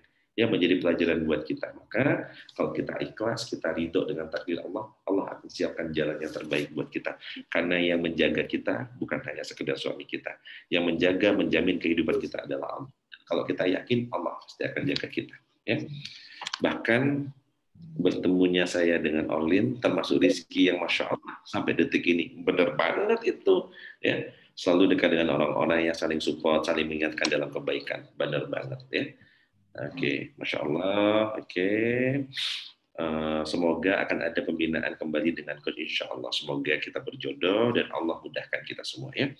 Padahal baru pulang dari nengokin orang tua, setelah dengar materi dari coach makin sedih, nyesek gak bisa nemenin dan merawat sepenuhnya orang tua kita yang lagi sakit. Mohon doanya semoga kesembuhan. Kita doakan semoga seluruh keluarga kita, orang tua kita yang hari ini lagi sakit, Allah beri kesembuhan, dan semoga Allah jaga orang tua kita, jadikan seluruh amal ibadah yang kita lakukan mengalir pahalanya kepada kedua orang tua kita. Allah jaga orang tua kita, sisa hidupnya selalu Allah berikan rahmat dan juga keberkahan. Ya. Dosakah saya coach jika saya seakan menjadi tulang punggung sedang suami ikut membantu kerja di rumah? Nggak dosa, nggak ada yang dosa. Ya. Khadijah sejak awal ketika Rasulullah masih di dalam kandungan sudah mempersiapkan dirinya untuk menjadi tulang punggung yang mensupport Rasulullah. Kenapa? Karena Bunda Siti Khadijah sudah diberitahu oleh keluarganya bahwa akan lahir Rasul yang lahir dari anak Abdullah. Dan Khadijah sudah mempersiapkan sejak usianya 20 tahun, pada saat 40 tahun dan Rasulullah umur 20 tahun di saat itu menikah, dan Khadijah menjadi tulang punggung. Dan insya Allah luar biasa gitu ya. Mungkin antum adalah yang Allah pilih menjadi Khadijah masa ini. Maka ridho lah ya, ridho kepada yang Allah perjalankan. Kita nggak pernah tahu. Masih betul dalam amin. Masya Allah, suami saya meski nggak kerja tapi mampu mengurus rumah tangga, mengurus anak. Cuman saya nggak boleh jualan gitu. Diskusi dari hati ke hati dengan pasangan yang hari ini mungkin kita belum bisa sevisi atau sejalan. Diskusi dari hati ke hati, ambil waktu, perbanyak me time, ngobrol dari hati ke hati. Semoga dengan ngobrol dari hati ke hati, Allah berikan jalan keluar yang terbaik. Ya. Insya Allah. Tapi Mbak Un, nggak kerasa kayaknya 10 menit yang terakhir. Ya. Mohon maaf kalau materi kita hari ini keluar dari topik. Mohon dimaafin ya, karena nggak tahu, kayaknya tahu-tahu pengen ngobrol gini aja malam hari ini ya. Semoga apa yang saya sampaikan meskipun di luar dari tema yang sudah Mas Andre siapkan, apa yang saya ingin sampaikan dari hati tembus sampai ke hati Anda. Dan semoga saling ridhonya kita menjadi wasilah datangnya hidayah dari Allah. Dan semoga dengan hidayah itu antum dikasih jalan untuk mendapatkan rizki yang halal, yang thayyib, yang menjadi rizki yang berkah, berlimpah buat keluarga, menjadikan keluarga kita sakinah, mawaddah, dan warahmah, anak-anak keturunan kita dan rumah tangga kita, anak-anak kita menjadi anak yang soleh dan solehah, menjadi hafiz dan hafizah. Dan semoga dari keluarga yang sakinah ini membawa ketentraman, ketenangan, kedamaian kepada keluarga besar kita. Dan Allah izinkan sisa usia kita menjadi sisa usia yang berkah, selalu di jalan Allah. Semoga usaha kita menjadi jalan ibadah kita juga yang mengalir pahalanya buat kita, buat orang tua kita, buat keluarga besar kita. Dan semoga kita terus diistiqomahkan Allah sampai akhir hayat kita untuk terus jalan-jalan Islam, jalan-jalan kebaikan. Dan semoga akhir hayat kita Allah panggil dalam keadaan husnul khatimah.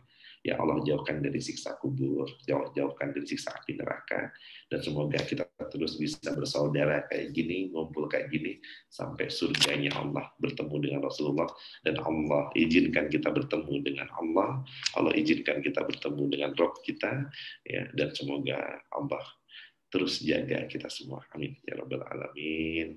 Semoga pertemuan malam hari ini bukan menjadi yang terakhir, dan semoga kita terus bisa saling support. Doakan saya, doakan keluarga besar kami. Semoga terus diberi keistiqomahan dan juga rahmat dan keberkahan dari Allah. Mohon maaf apabila ada salah kata, ada kata-kata saya yang kurang berkenan, mohon dimaafkan ya. Saya doakan semua teman-teman di sini Allah panggil untuk bisa umroh dan berhaji secepatnya. Yang masih punya hutang, semoga Allah kasih jalan untuk lunas secepatnya. Yang masih kehidupan rumah tangganya belum baik, semoga Allah segera perbaiki kehidupan rumah tangganya. Yang lagi sempit Allah lapangin, yang lagi berat Allah ringanin, yang lagi agak harmonis Allah jadikan lembut hatinya untuk segera harmonis. Yang belum saling ridho, semoga segera saling ridho. Amin ya rabbal alamin. Mohon maaf sekali lagi. Akhiri billahi taufiq wal hidayah. Assalamualaikum warahmatullahi wabarakatuh. Waalaikumsalam warahmatullahi wabarakatuh. Alhamdulillahirabbil alamin. Terima kasih Coach Ridwan ya. Terima kasih banyak Coach. Ngena. Ya, itu jadi semoga apa yang disampaikan ini tadi ya di penghujung pendampingan mentoring selama 3 bulan ini, semoga bisa mendapatkan manfaat dari selama kita pendampingan ya. Amin ya rabbal alamin. Baik, Bu Un, mungkin ada sepatah dua kata mungkin sebelum kita tutup untuk kegiatan pada malam hari ini. Ya, teman-teman semuanya, Coach Ridwan, terutama buat Coach Ridwan, terima kasih banyak pendampingannya di batch 1 ini. Mudah-mudahan insya Allah berlanjut di batch 2 ya, Coach. Nunggu Coach Ridwan pulang dari berhaji dulu, sekalian oleh-oleh doanya. Mudah-mudahan kita semua diberikan keberkahan, coach yang berangkat juga diberikan kesehatan dan menjadi haji yang mabrur, dan kita yang di sini juga minta doa supaya semuanya bisa dipanggil untuk ke sana baik umrah maupun berhaji. Dan untuk materinya yang belum tersampaikan, insya Allah tetap akan kita lakukan pendampingan seperti yang sudah tadi dijelaskan oleh Coach Ridwan, bahwa ada 2 materi yang belum disampaikan yang harusnya disampaikan 2 minggu yang lalu, tetapi karena banyak yang tidak bisa hadir, makanya insya Allah nanti akan ada pertemuan bersama saya, dan juga nanti kita akan tetap berkomunikasi dengan Pak Andre dan juga Coach Ridwan untuk membahas PR-PR-nya begitu. Ya Pak Andre, silakan. Siap. Baik, alhamdulillah. Terima kasih kepada Coach Ridwan Abadi sudah memberikan materi yang sangat luar biasa pada malam hari ini, dan terima kasih untuk Bu Un ya dan semua peserta yang sangat luar biasa sekali sampai malam ya, masih semangat, dan semoga apa yang kita ikhtiarkan, kita belajar bareng tadi bisa memberikan manfaat. Amin ya rabbal alamin. Baik, sebelum juga masih banyak Pak. Iya, mungkin ada closing statement Coach Ridwan? Gimana? Cukup ada Mas closing Andre? statement mungkin? Cukup. Cukup. Oke, baik. Siap. Alhamdulillah. Baik. Ya, izin saya live duluan. Coach. Ya, makasih banyak semuanya. Assalamualaikum. Waalaikumsalam warahmatullahi wabarakatuh. Baik, terima kasih kepada seluruh peserta. Saya tutup dulu. Sebelum tutup, saya coba kasih sepatah dua kata ya. Dari kesimpulan materi kita pada malam hari ini adalah siapa yang kerja hanya pakai otot, kerja keras, rezekinya hanya pas gitu. Tapi kalau ditambahi kerja pakai otak, namanya kerja cerdas, maka rezekinya akan lebih luas. Tapi apabila dilengkapi kerja pakai hati, namanya kerja ikhlas, rezekinya tak terbatas. Terima kasih, saya Andre, mohon diri. Mohon maaf kalau ada kurangnya. Assalamualaikum warahmatullahi wabarakatuh. Waalaikumsalam warahmatullahi wabarakatuh. Matur nuwun Pak Andre. Ya, sami-sami Bu. Banyak. Mau dilanjut dulu atau gimana? Kayaknya cukup Pak. Oke, Sudah saya end paling meeting ya. grup. Ya, terima kasih banyak Pak Andre dan teman-teman semuanya. Terima kasih banyak atas pertemuannya malam ini. Sampai ketemu di Zoom berikutnya. Dan kita akan masuk ke batch yang kedua. Ya. Terima kasih pamit semua ya Ibu-ibu, Bu Un. Terima kasih.